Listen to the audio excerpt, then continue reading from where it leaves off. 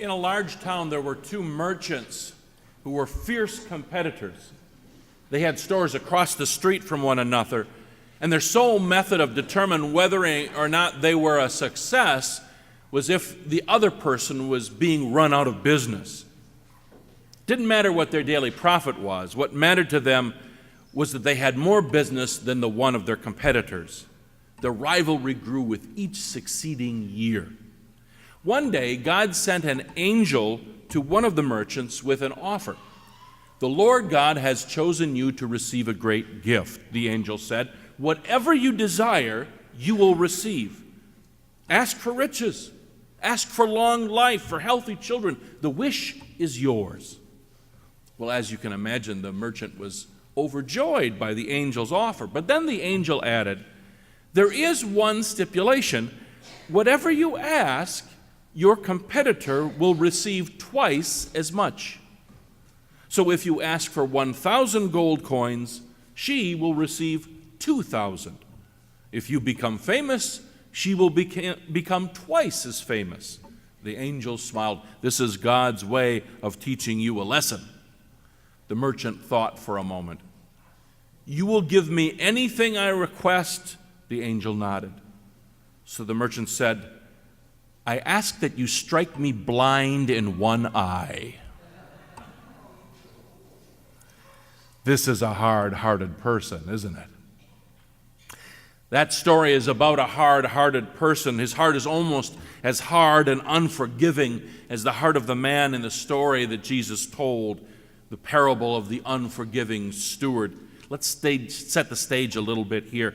A steward owes his king 10,000 talents. That's the amount the king ultimately will forgive him. Sounds like a lot of money, doesn't it?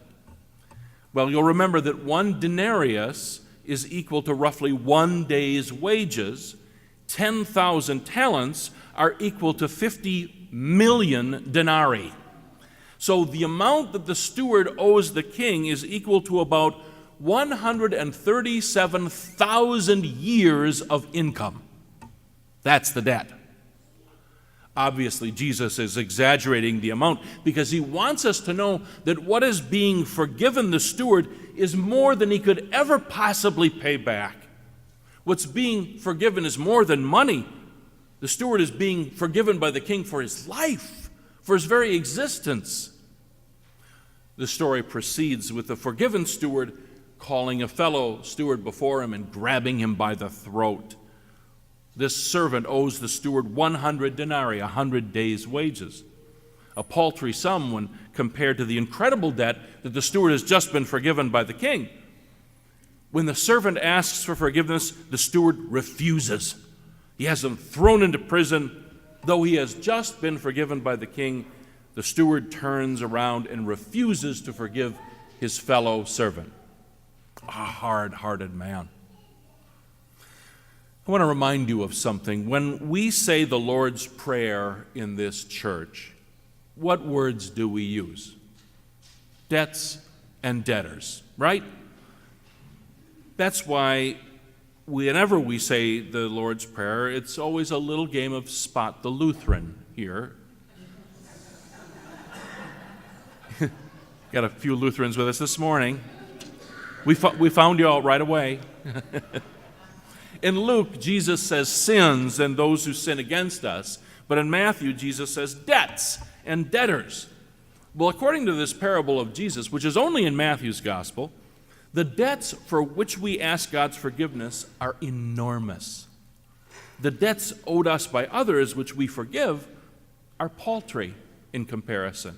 Think about that the next time you say the Lord's Prayer. Forgive us the enormous, unpayable debt that we owe you, O God, the debt for our lives, for your love, for our salvation, as we forgive the comparatively petty debts that others owe us. That's what we're praying.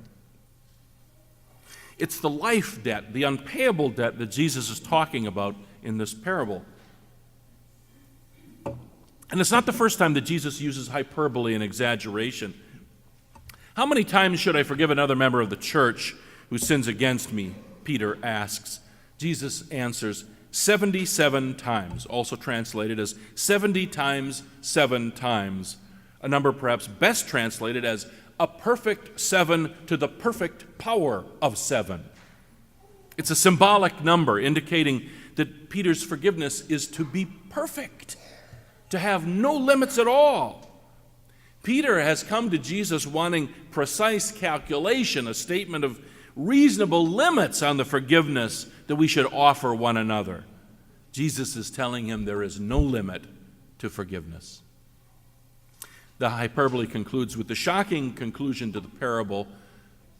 I don't know if you scratched your head over it, I always do. The unforgiving servant is to be tortured until such a time as his 137,000 years of debts has been repaid.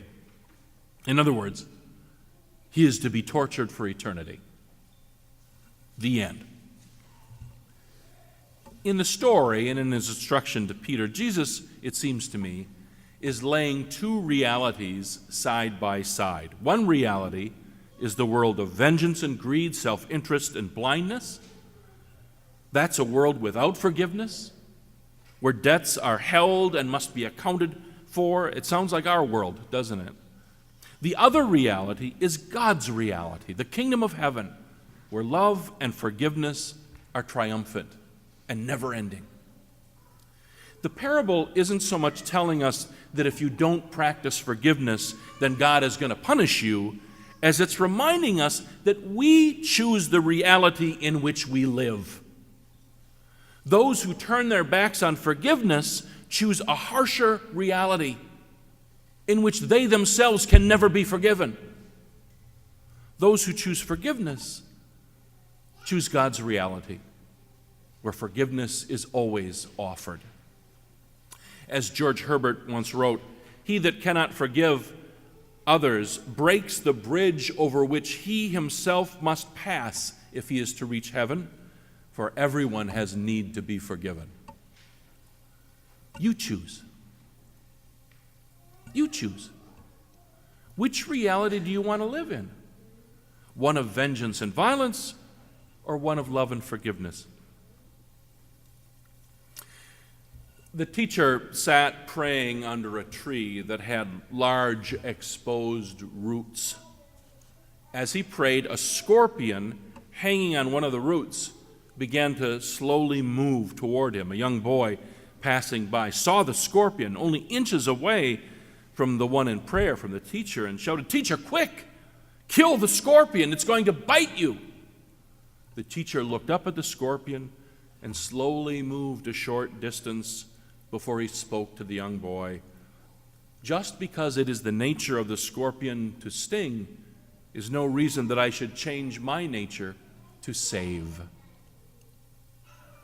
It seems the nature of our times is one of division, of individual and tribal loyalties, of violence, vengeance, war. There's great temptation for us to conform to the world's nature. But our nature as Christians, was given to us and defined for us by the teaching and example of Jesus Christ.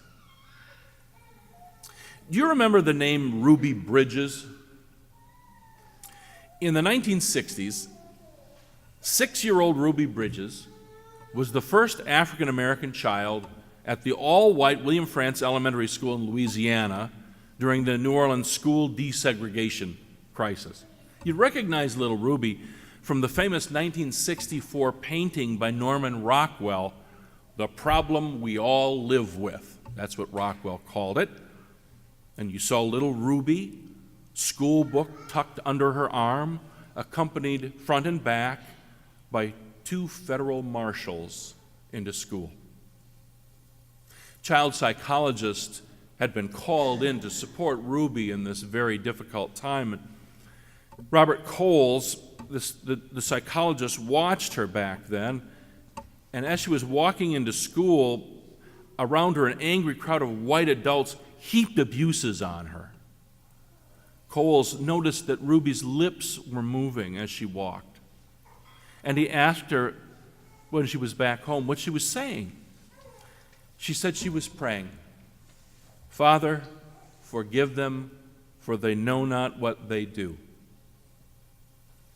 Ruby explained that her parents had given her this prayer, hoping that it would shield her mind and her heart as she walked through this daily hell.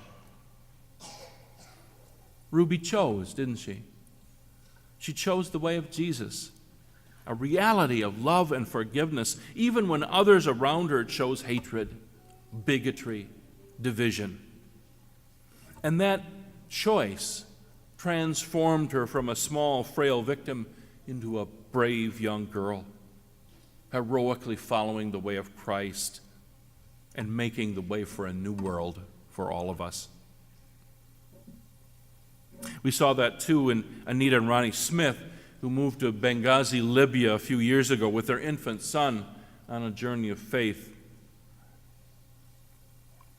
Anita wrote, "We saw the suffering of the Libyan people, but we also saw your hope, and we wanted to partner with you to build a better future." Ronnie became a chemistry teacher in the international school in Benghazi. Anita and their young son was heading home to the U.S. for the Christmas holiday, with Ronnie soon to follow, but he was shot down by gunmen from a car as he jogged in the street. Just a few weeks later, an open letter from Anita was published in the Benghazi press.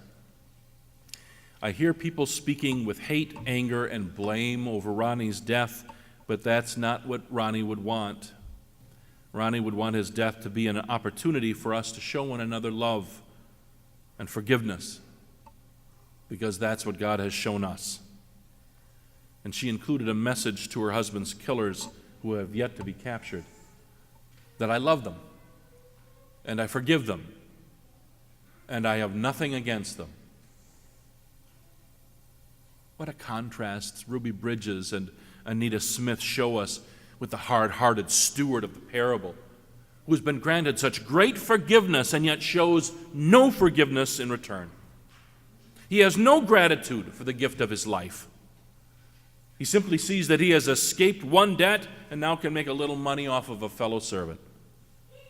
Unfortunately, his reaction is not so untypical. So many have been given the gift of life from God and yet make no use of it. Those who devote themselves to nothing but themselves. Those who peer out at the world and at everyone else with suspicion and doubt rather than gratitude and faith and hope. We see them every day. We read them on the blogs. In fact, too often we are that kind of person, hard-hearted, unforgiving. They've made their choice. A world of cold calculation and hard hearts, of never-ending resentments, and an ever-present thirst for retribution.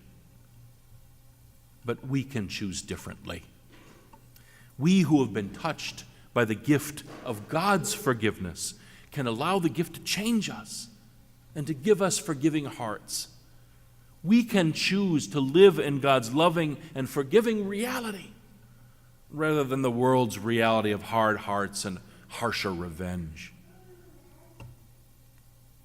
There's another dimension to this choice between realities. It's also a choice between living in the past and moving toward the future.